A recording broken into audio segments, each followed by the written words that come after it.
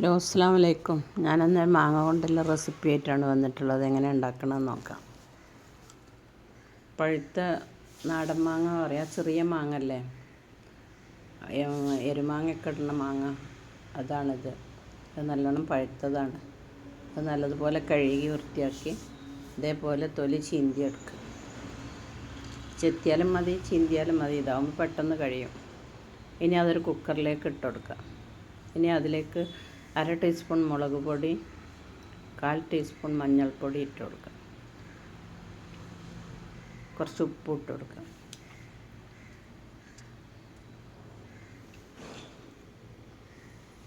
ഇനി അതിലേക്ക് 1/4 കപ്പ് വെള്ളം ഒഴിച്ച് കൊടുക്കുക. ഇനി അതൊന്ന് കുക്കറടച്ച് അടുപ്പ് കത്തിച്ച് അതിലേക്ക് വെച്ച് 2 വിസിൽ വരുത്തുക.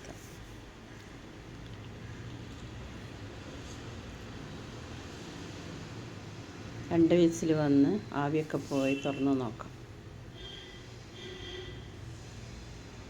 മാങ്ങ വേവൊക്കെ പാകമായി. ഇനി ഒരു ചട്ടി അടുപ്പിലേക്ക് വെച്ച് അതിലേക്ക് 1 ടേബിൾ സ്പൂൺ വെളിച്ചെണ്ണ ഒഴിച്ച് കൊടുക്കാം.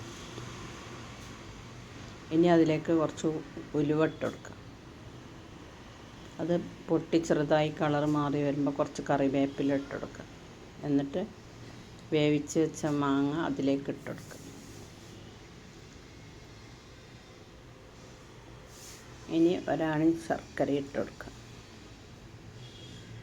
പഴുത്ത മാങ്ങ ആയതുകൊണ്ട് മധുരം ഉണ്ടാവും, അപ്പോൾ കുറച്ച് ശർക്കര മതി.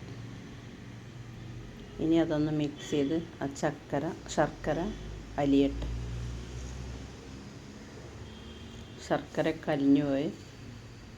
ഇനി തീ ഓഫാക്കുക, സർവിങ് ഡിഷിലേക്ക് മാറ്റാം.